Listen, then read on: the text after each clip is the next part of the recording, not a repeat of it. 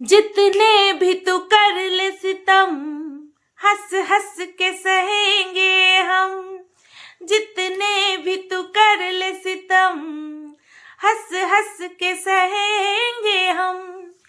ये प्यार ना होगा कम सनम तेरी कसम हो सनम तेरी कसम सनम তেরি কসম।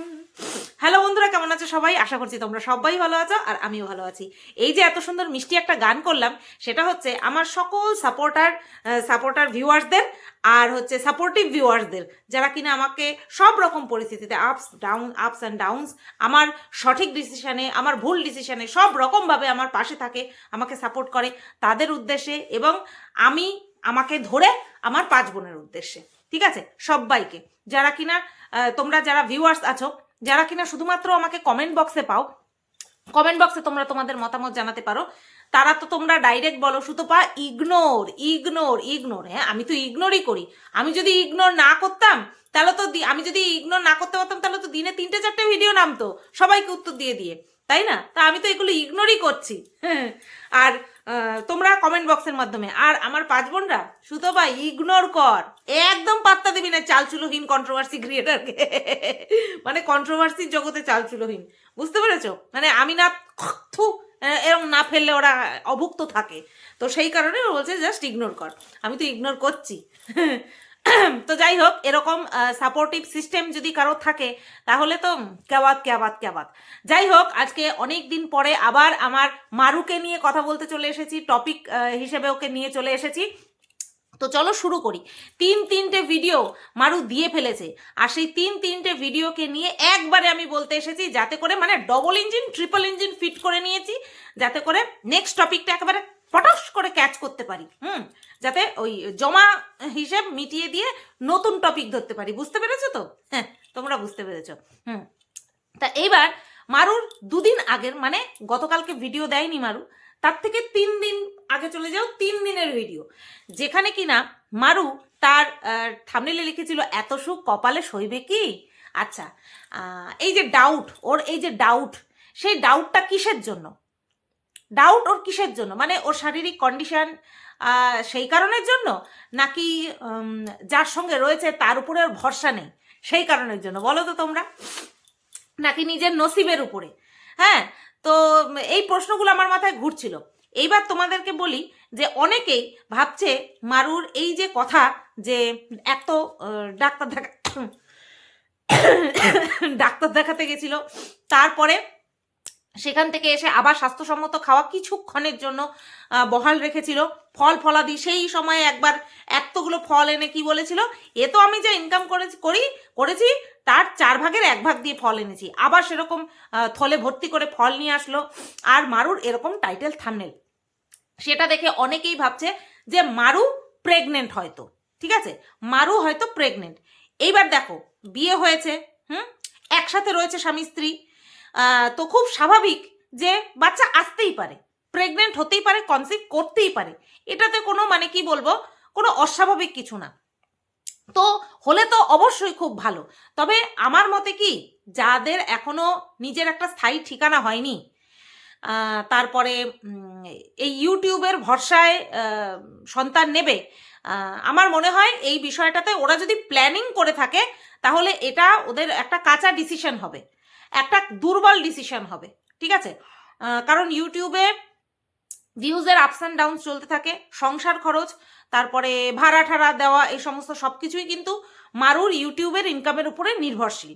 তো সেখান থেকে দাঁড়িয়ে ওরা যদি এই অনলি ইউটিউবের ভরসায় যদি ওরা বাচ্চা কাচ্চা প্ল্যানিং করে, ইচ্ছাকৃতভাবে প্ল্যানিং করে, তাহলে আমি বলবো এটা এই মুহূর্তে রং ডিসিশন। মাথার উপরে নিজের ছাদ নেই, পায়ের নিচে নিজস্ব জমি নেই। হ্যাঁ, ওদের বাড়ি আছে, মানে শ্বশুর বাড়ি অবশ্যই আছে, কিন্তু তার উপরে কিন্তু সেখানে গিয়ে তো থাকছে না, আর মারু ওই রকম পরিবেশে থাকতে পারবে না, সেই কারণের জন্যই কিন্তু ভাড়া বাড়িতে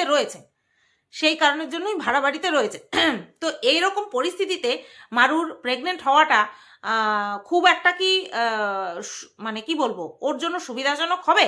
এইবার কথা হচ্ছে, যার পৃথিবীতে আসার, যখন আসার সে আসবে, কিন্তু আমরা কি বলতে পারি যে এর সুবিধা অসুবিধা বলতে পারি।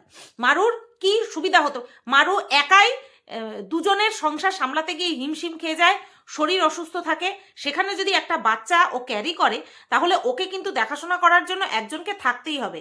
এবার সেটা যদি ওর বর থাকে সব সময়, তাহলে কি দাঁড়ালো, সম্পূর্ণটাই দাঁড়ালো গিয়ে ওর ইউটিউবের ইনকামের উপরে, আমি এটাই বলছি। আর একটা মহিলা পাশে থাকা এই সময়টাতে আর একটা পুরুষ মানুষ পাশে থাকার মধ্যে পার্থক্য আছে।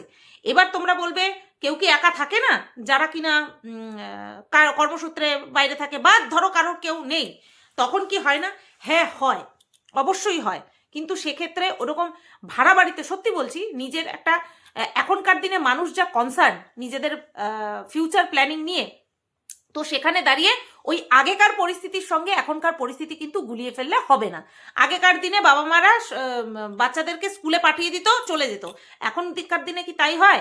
বাচ্চাদেরকে নিয়ে গিয়ে ঠাঁয় বসে থাকে, ঠিক আছে, তারপরে গিয়ে তাদের স্কুল ছুটি হয়, তারপরে তাদেরকে নিয়ে আসে। তো পরিস্থিতি এখন পাল্টেছে। তো এই আগেকার দিনের সঙ্গে যদি কেউ তুলনা করে তাহলে কিন্তু সেটা ঠিক হবে না, বর্তমান পরিস্থিতিটার কথা বলছি। তো যদি প্রেগনেন্ট হয়ে থাকে কংগ্রাচুলেশন, অবশ্যই চাইবো সুস্থ মাতৃত্ব, গর্ভাবস্থায় যেন সুস্থ থাকে, বাচ্চা যাতে সুস্থভাবে জন্ম দেয়, সুস্থ স্বাভাবিক বাচ্চার প্রসব করতে পারে, এইগুলোই হচ্ছে কাম্য। কিন্তু যদি না হয়ে থাকে এই পরিস্থিতিতে ওর এই প্ল্যানিং করাটা ঠিক হবে না। প্রথমত নিজের শরীরের দিকে তাকাতে হবে। মেন কথা হচ্ছে ওর এই যে ডাক্তার দেখানো, ওর এটা শারীরিক অসুস্থতা নাকি প্রেগনেন্সি, সেটা বুঝতে পারবো। ওই যে বলে না আকাশে চাঁদ উঠলে সবাই দেখতে পায়, ঠিক তেমনি মারু যদি গর্ভবতী হয়ে থাকে তাহলে নেক্সট কিছুদিনের মধ্যেই টপিক আসা শুরু হয়ে যাবে। মানে ওই বিষয়কে কেন্দ্র করে টাইটেল থাম্বনেল ভিডিওতে বিহেভিয়ার ওরকম হয়ে যাবে। ওটা বেশি দিন লাগবে না বুঝতে, বিশেষ করে ব্লগাররা বুঝিয়েই দেয়, ঠিক আছে। তো এই যে মারুর যে মানে কি বলবো, এই ভিডিও সম্পর্কে, এই প্রেগনেন্সি সম্পর্কে আমি কিছু কথা বললাম। এরপরে বাদবাকি ভিডিওতে ও যা দেখিয়েছে তাতে করে আমি কি বলবো, কমেন্ট বক্সে খুব সুন্দর সুন্দর এরকম কমেন্ট করেছে যেগুলো কিনা আমার বক্তব্যের মধ্যে সেগুলো ফুটে উঠতো। তো চলো যারা কমেন্ট করেছে তাদের কমেন্টগুলো একটুখানি পড়ি, নাম অবশ্যই উচ্চারণ করব না। লিখেছে দুজনে ভালোবেসে বিয়ে করেছো, তাহলে এটাই তো নর্মাল যে দুজনে একে অন্যের খেয়াল রাখবে। এটা এতবার বলার বা টাইটেলে দেওয়ার কোনো মানেই নেই। এরকম অনেক বডি আছে, আর মালতী মেশো একা নয়। আর তাছাড়াও তোমার রোজগারেই মেইনলি সংসার চলে, তাহলে তোমার খেয়াল তো ওকে রাখতেই হবে। হ্যাঁ, যে ইনকাম করে এটা কিন্তু তোমরা খেয়াল করবে। এটা কিন্তু সব সংসারই হয়, যে কিনা আর্নিং মেম্বার থাকে তাকে কিন্তু টাইম মতন তাকে খেতে দেওয়া, তার টিফিন গুছিয়ে দেওয়া, তার একটা আলাদাই কেয়ার থাকে। এটা সব সংসারে থাকে, ঠিক আছে। তো সেক্ষেত্রে মারু আর মালতী মেশোর সংসারে যে মারুই ইনকাম করে, বেশিরভাগটা সিংহভাগ ওই ধরো 98% মারু ইনকাম করে। তো সেক্ষেত্রে মারুর খেয়াল তো তার মালতী মেশোকে রাখতেই হবে। তো এটা নিয়ে বারবার বড়াই করে বলা, সেটাই যে একটা ইরিটেটিং বিষয়, সেটাই কিন্তু এই কমেন্টের মাধ্যমে ফুটে উঠেছে, যেটাতে কিনা আমি এগ্রি করি। এই যে এত বাসন মাজতে পারছো আর দুটো খাবারের থালা মাজতে কষ্ট হয়, এটা আমিও ভেবেছি। রান্না বান্না তো আর কাগজের জিনিসে করতে পারবে না, কাগজের থালা বাসনে কাগজের কড়াইতে করতে পারবে না, সেটা তো করতেই হবে। হাতারে, খুন্তিরে, কড়াইরে, বাটিরে, ঘটিরে সমস্ত কিছু জড়াতেই হবে। কষ্ট হয়ে যায় দুটো থালায়। আসলে ভাত খাওয়ার পরে থালা দুটো মাজতে খুব কষ্ট, পাতা ধরে ফেলে দিয়ে আসবে, ব্যাস। আমার মনে হয় মারুর সামনের বাড়ির আশেপাশের জায়গা জমি যেখানটায় কিনা ওই ময়লা টয়লা ফেলা হয়, সেখানে মনে হয় এই মারুদের বাড়ির পাতাতেই, খাওয়ার পাতাতেই মনে হয় সেই জায়গা ভরে যাবে, নর্দমা ভরে যাবে। তো এটা আমিও ভেবেছি আর হেসেছি যে এত বাসন হয়, একটা মানে কি বলবো, 2 পদ তরকারি রান্না করতে গেলেও অনেক বাসন হয়ে যায়, সেখানে দুটো থালা মাজতে এত কষ্ট। ওই খাওয়া দাওয়ার পরে বাসন মাজতে খুব কষ্ট হয়, এই কারণে থালা নিয়ে এসেছে, কাগজের থালা নিয়ে এসেছে। কি হয় ভাই, ওরা কাগজের থালায় খেলে কি হয়? হ্যাঁ, এইটাই মুখ থেকে বেরো যে এত বাসন মাজতে পারছো আর দুটো থালা মাজতে তোমার কষ্ট হয়। আচ্ছা, নেক্সট লিখেছে তুমি নিজের হেলথ নিয়ে একটু কেয়ারিং হও। আর হ্যাঁ, এরকম টাইটেল দেওয়ার কোনো দরকার নেই। তোমার বর তোমার খেয়াল রাখছে এটা বলতে হবে না, ভিডিও দেখলেই বুঝতে পারবে সবাই। বারবার বলে কাউকে কিছু বিশ্বাস করানো যায় না। তাছাড়া বাড়িতেই থাকে, এগুলো না করলে তোমার বরের দিন কাটবে কি করে? আর ব্লগ করছো ন্যাচারালভাবে করো, মনে হচ্ছে বাধ্য হয়ে করছো, ইচ্ছে নেই। আচ্ছা, এই যে বলেছে শরীরের একটু কেয়ার নাও, নিজের হেলথের কেয়ার নাও, নিচ্ছে তো, ওই তো এক থলে ফল নিয়ে এসেছে, এক থলে ফল নিয়ে এসেছে, কলা নিয়ে এসেছে, মোসাম্বি নিয়ে এসেছে, কমলা লেবু নিয়ে এসেছে, এই তো ফল নিয়ে চলে এসেছে, ব্যাস হয়ে গেল তো কেয়ার করা। তারপরে বিছানা তুলতে সাহায্য করছে, ঘর মুছে দিচ্ছে, তারপরে রান্না বান্না করছে, কেটে কুটে দিচ্ছে। মারু কি করছে? মারু শুধু বলছে শরীর খারাপ আর শরীর খারাপ, শরীর খারাপ আর শরীর খারাপ। আর এই শরীর খারাপটা ওর কাজ কম বেশি করার জন্য হচ্ছে না। শরীর খারাপটা আমার যতদূর মনে হয়, অনেকেই বলছে এটা প্রেগনেন্সি জনিত শরীর খারাপ। তো যে কিনা কিছুদিন আগেই ডাক্তারের দ্বারস্থ হয়েছিল, তার এত তাড়াতাড়ি সে কনসিভ করবে বলে আমার মনে হয় না। আমার মনে হয়, যতদূর মনে হয়, এই শরীর খারাপটা ওর যে গাইনো প্রবলেম রয়েছে সেই দরুনই হচ্ছে ওর শরীর খারাপটা। আর সেটা হচ্ছে কাজ কম বেশি করার জন্য না, সেটা হচ্ছে ওর খাদ্যাভ্যাসের জন্য। ঠিক আছে, খাদ্যাভ্যাসের জন্য হচ্ছে। আর এই যে মালতী মেশো যে বাড়ির কাজ না করলে বোর হয়ে যাবে, দিন কাটবে না, না, আমার যেটা পার্সোনালি মতামত বা সমালোচনা, সেটা হচ্ছে মালতী মেশো সম্পূর্ণটাই করছে ভিডিওর জন্য, কন্টেন্টের জন্য, আর কিচ্ছু না। নতুবা বউকে সারপ্রাইজ করার জন্য 5:30টার সময় উঠে রান্না বান্না করছে, এটা জাস্ট বেসলেস। এত তাড়াতাড়ি উঠে রান্না বান্না করা, এটা জাস্ট বেসলেস। আর আমি যদি বলি যে কি বলবো, এই যে এটা পুরোটাই কন্টেন্ট, সবাই সব কিছু জানতো, সবাই সব কিছু জানতো যদি বলি, চলো মেনেই নিলাম যে সারপ্রাইজ দেবে, তার জন্য 5:30টার সময় উঠতে হবে, তো এটা কন্টেন্ট ছাড়া কি? এটা তো কন্টেন্ট ছাড়া অন্য কিছু না। তো যাই হোক, এটা আমি দেখলাম, এই কমেন্টগুলো আমি দেখলাম। নেক্সট, সব থেকে সিম্পল, জল আর মুড়ি খাও, বর তো বাড়ির লোক, তাহলে সে কাজ করে দেবে, এটাই তো সাধারণ জিনিস। এতে এত বলার কি আছে? নতুন কয়েকদিন বিয়ে হয়েছে তাই করছে, বিয়ের বছর বেশি হলেই আস্তে আস্তে সব কিছু উঠে যায়, এটা প্রথম সবার সাথেই হয় বনু। আচ্ছা, তুমি তো ঘরে টিফিন তৈরি করতে জানো না, অতএব তোমাকে ওই কচুরি কিনেই খেতে হবে, কুড়ের বাদশা একটা মেয়ে। অ্যাকচুয়ালি মারু বাড়ির একমাত্র মেয়ে ছিল, মানে সন্তান, একটাই মাত্র সন্তান ছিল, ঠিক আছে? সে ভালোবাসাটাও অদম্য ভালোবাসা পেয়েছে। এইবার হঠাৎ করে ওই মা বাবা ওই শখে করতো, বাড়িতে হচ্ছে শখে রান্না বান্না করতো। সব মেয়েরাই মনে হয় বাড়িতে শখেই রান্না করে, কিন্তু শ্বশুর বাড়িতে এসে ওটা কম্পালসারি বিষয় হয়ে যায়। আর মারুর ক্ষেত্রে তো এটা করতেই হবে, কারণ যেহেতু ওরা একা থাকে, তার জন্য ওকে করতেই হবে। তো এই কারণের জন্য নাকানি চোবানি খাচ্ছে, আর কিছুই না, বুঝতে পেরেছো? এই জন্যই নাকানি চোবানি খাচ্ছে। আর এই বিষয়টা একটা কন্টেন্ট হয়ে দাঁড়িয়েছে ওদের কাছে, ছোটোখাটো একটা কন্টেন্ট, সেই কারণের জন্যই করছে বলে আমার মনে হয়, বুঝতে পেরেছো? আচ্ছা, এইবার পরের দিনের ভিডিও, যেখানে কিনা দেখলাম যে ওই সকাল সকাল উঠে 5:30টার সময় উঠে রান্না বান্না করেছে, বউকে সারপ্রাইজ দিচ্ছে, বউর শরীর খারাপ তাই। সকালবেলা খেলো কি? ডিমের তরকারি দিয়ে ভাত। আমি তো তোমাদেরকে বললাম যে আমার মনে হচ্ছে ওর মেন প্রবলেমটা ওই গাইনো প্রবলেমই হচ্ছে, ও এখনো কনসিভ করেনি। আর এক্ষেত্রে ওকে হচ্ছে ওই একদম লাইটের উপর খাওয়ার দিক খেয়ে চলতে হবে, তাই তো? তো সেখানে কি দেখলাম, সকালবেলায় সেদ্ধ ভাতটা ওর জন্য শ্রেয়, সেদ্ধ ভাত খাওয়াটা ওর জন্য শ্রেয়। তো সেদ্ধ ভাত খাওয়া তো দূরের কথা, ডাল ঠাল দিয়ে খাবে সেই সবও তো না, ডাইরেক্ট একেবারে ডিমের ঝোল, যেখানে কিনা পেঁয়াজ রসুন, অর্থাৎ গুরুপাক যেটাকে বলে, তো সেটা দিয়ে খাচ্ছে। এটা দিয়ে খাওয়ার পরে তারপরে দেখলাম যে গেল কোথায়, তোমার হচ্ছে পার্কে। তো দেখলাম গেল কোথায়, পার্কে। অ্যাকচুয়ালি 3টে ভিডিও একসঙ্গে, তো সেই কারণের জন্য আরও একবার দেখে নিলাম। গেল কোথায়, দ্বিতীয় দিনের ভিডিওতে, মানে আজ থেকে 2 দিন আগের ভিডিওতে দেখলাম পার্কে গেল। কোন পার্কে গেছে? ওটা হচ্ছে গোবরডাঙ্গার কঙ্কনা পার্ক, বা যেটাকে কোচের বাগান নামে পরিচিত, যেখানে কিনা গত বছর 1 জানুয়ারির দিন পিকনিক করতে গেছিলাম। আর সাথে অবশ্যই কে ছিল সেটা তোমরা জানো। তো সেখানে গিয়ে ওই পার্কে গিয়ে সব কিছু দেখাচ্ছিল, তখন না আবারও যেন বুকের ভেতরটা মোচড় দিয়ে উঠলো। আসলে স্মৃতি তো ধীরে ধীরে ম্লান হতে থাকে। যখন স্মৃতি ধীরে ধীরে ম্লান হয় তখন ওই টানটাও না কমতে থাকে ক্রমশ।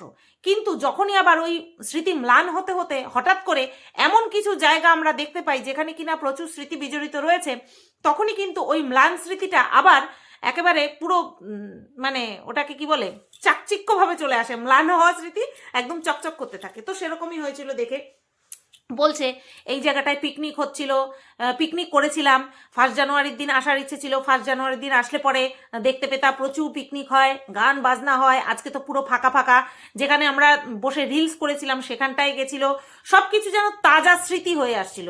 তো এই জিনিসটা যখন দেখছিলাম তখন মনে পড়ছিল যে আমার কমেন্ট বক্সে বলো আর মন্দিরার কমেন্ট বক্সে বলো, প্রচুর পরিমাণে এই কমেন্ট আসছে যে তোমাদের সাথে মারুকে বড্ড পরিমাণে মিস করছি, ভীষণ পরিমাণে মিস করছি, মারুকে মিস করছি, মারুকে মিস করছি।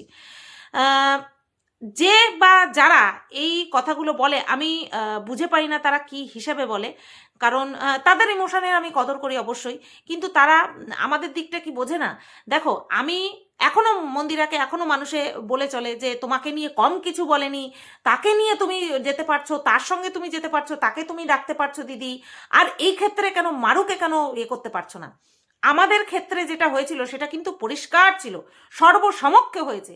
আমরা কখনো কেউ কারোর পেছনে ছুরি মারিনি, না মন্দিরা আমার পেছনে ছুরি মেরেছে, না আমি মন্দিরার পেছনে লুকিয়ে লুকিয়ে ছুরি মেরেছি।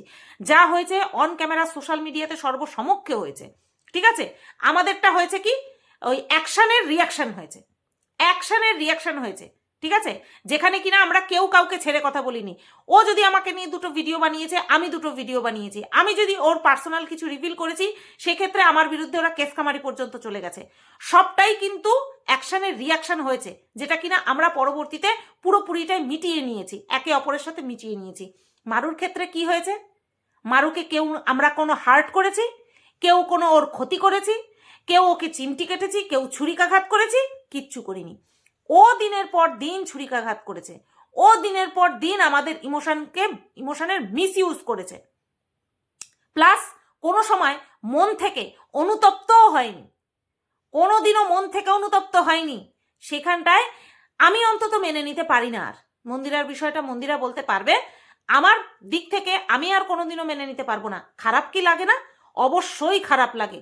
এই যে যখন মালতী মেশো বলছে যে কে নাকি একজন ওদেরকে মেসেজ করেছে, ওরা কি খাবে না খাবে, মারুর শরীর সংক্রান্ত নিয়ে, স্বাস্থ্য সংক্রান্ত নিয়ে মেসেজ করেছে, তার পরিপ্রেক্ষিতে মালতী মেশো বলছে যে তুমি যে এরকমভাবে নিজের টাইম বের করে আমাদের ভালো চেয়ে আমাদেরকে মেসেজ করে পাঠিয়েছো, ভালো না বাসলে এরকম করা যায় না। ঠিক সেম কথা কিন্তু এই মালতী মেশো আমাকেও বলেছিল যখন মারু ফার্স্ট টাইম বিয়ের পরে রানাঘাটে অসুস্থ হয়ে পড়ে, ডাক্তার দেখাদেখি করছিল, ওরা কিন্তু আমার সঙ্গে কোনো যোগাযোগ রাখেনি, মারুরা কিন্তু আমার সঙ্গে সেরকমভাবে যোগাযোগ রাখেইনি। আমি কিন্তু ফোন করে জিজ্ঞাসা করেছিলাম মারুর শরীর খারাপ নিয়ে, তখন মালতী মেশো ওই সেম কথা আমাকেও বলেছিল, তুমি তো তাও ফোন করলে, তুমি তো তাও ফোন করে জিজ্ঞাসা করলে, তুমি ভালোবেসেছো তার জন্যই তুমি ফোন করে জিজ্ঞাসা করলে যে মারুর শরীর কেমন আছে। আর কেউ তো ফোনও করে না।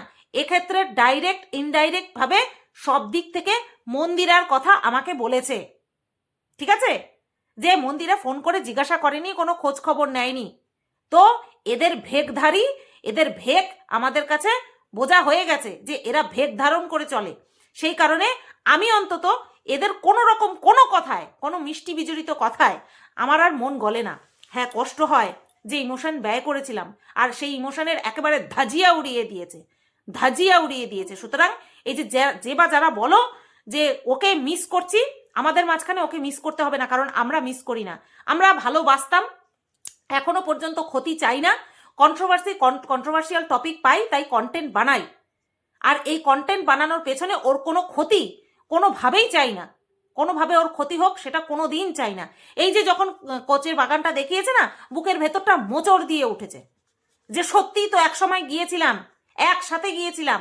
আগের দিন আমাদের বাড়িতে এসেছিল, পরের দিন সকালবেলা আমরা পিকনিক করতে গেলাম, এসে আমরা সেদ্ধ ভাত খেলাম, তারপরের দিন সকালবেলা ডিমের কি বলে ডিম টোস্ট করে দিলাম, খেয়ে দিয়ে চলে গেল। সব কিছুই একেবারে তরতাজা হয়ে ওঠে যখনই এই সমস্ত সিনগুলি দেখি, তখনই সব কিছু তরতাজা হয়ে ওঠে। কে দেবে এই ইমোশনের দাম? ও দেবে? ও দিতে পেরেছে? ও দিতে পারেনি, কোনোদিন দিতে পারবে না, কোনোদিনও দিতে পারবে না। সুতরাং আমাদের মাঝখানে, বিশেষ করে যেখানে আমি থাকবো, সেখানে ওকে মিস করার কোনো প্রশ্নই ওঠে না, করবে না, মিস করবে না। কারণ ওই ধরনের কমেন্ট দেখলে আমার অন্তত কিচ্ছু যায় আসে না, কিচ্ছু যায় আসে না। যে কিনা মন থেকে ভালোবাসা কোনোদিনও দিতেই পারেনি, তার প্রতি কিসের ইমোশন? আর কোনো ইমোশন নেই। তবে হ্যাঁ, তার জন্য ওর কোনো ক্ষতি কোনোদিনও চাইবো না, ওর কোনো ক্ষতি প্রার্থনা কামনা করা সেটাও কোনোদিনও করবো না, হবেই না, আমাদের কারোর দ্বারা হবে না। আমরা সবসময় ভালো চেয়েছি, এখনো ভালো চাই। তবে হ্যাঁ, আমার মাঝখানে তো আর জায়গা নেই, আমার মাঝখানে ওর জন্য আর কোনো জায়গা নেই, ঠিক আছে? ও অবশ্য চায়ও না, ও চায়ও না, সেরকম কোনো জায়গাও চায়ও না হয়তো। যদি চাইতো তাহলে সম্পর্কটাকে ধরে রাখার জন্য নত হতো, যে সত্যিই ভুল হয়ে গেছে, আমাকে ক্ষমা করে দাও। আর কোনোদিনও হবে না। ছোট তো, তাই না? ছোট হয়ে বিট্রেমি করেছে, সেখানটায় ও তো নত হতেই পারতো, আমরা তো দিদি ছিলাম, অবশ্যই ক্ষমা করে দিতাম যদি মন থেকে ক্ষমা চাইতো। রেকর্ডার অন করে কে ক্ষমা চায়? তোমরা চাও নাকি? রেকর্ডার অন করে ক্ষমা চাও? তো যাই হোক, পরের দিনের ভিডিওতে কি দেখলাম, সেই দিনের তার আগের দিনে যেই ভিডিওতে আর কি ওই কোচের বাগানে গেছে, সেখানটায় কি দেখলাম? কড়াইশুটির কচুরি। হেলদি খাওয়ার না?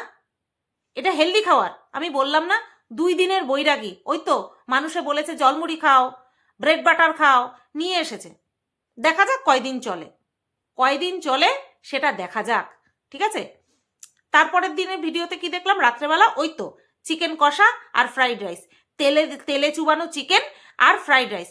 কি ওষুধ তো খাচ্ছে, কিন্তু ওষুধ আর পথ্য মানছে কি? ওষুধপত্র তো খাচ্ছে, বাদ বাকি যে জিনিসগুলো, যে কাজগুলো করতে বলেছিল সেই কাজগুলো কি করছে? মানছে না। তাহলে বলো, ওর ক্ষতি কি আমরা চাইবো তারপরে ওর ক্ষতি হবে? ও যদি নিজেই না বোঝে, ওর বর যদি না বোঝে, ওর বর তো কন্টেন্টের জন্য বউকে সেবা করে, কন্টেন্টের জন্য বউকে সেবা করে, এটা বুঝতে কারোর বাকি নেই। যারা বোঝে না তারা বলবে ওই তো মালতী মেশোকে পেয়েছো, ভাগ্য করে পেয়েছো, ভাগ্য মাই ফুট। তো যাই হোক, এই 3টে ভিডিওতে এটুকুই আমার বলার ছিল। সকাল থেকে সন্ধে পর্যন্ত ওষুধ খেয়ে দিন কাটছে। যদি স্বামী সত্যি কেয়ারিং স্বামী পেত, তাহলে ওকে ওষুধ খেয়ে দিন কাটাতে হতো না। যখন প্রথমে বুঝতে পেরেছিল, আর এদের তো প্রেম করে বিয়ে, আগের থেকেই তো সব জানতো, তো সেই হিসাবেই তো চলবে। নিজের জিপটাকে তো আগে বাগে আনতে হয়। ভিডিওটা এই পর্যন্তই রাখলাম, কেমন লাগলো অবশ্যই কমেন্ট করে জানিও। সবাই তোমরা ভালো থেকো, সুস্থ থেকো।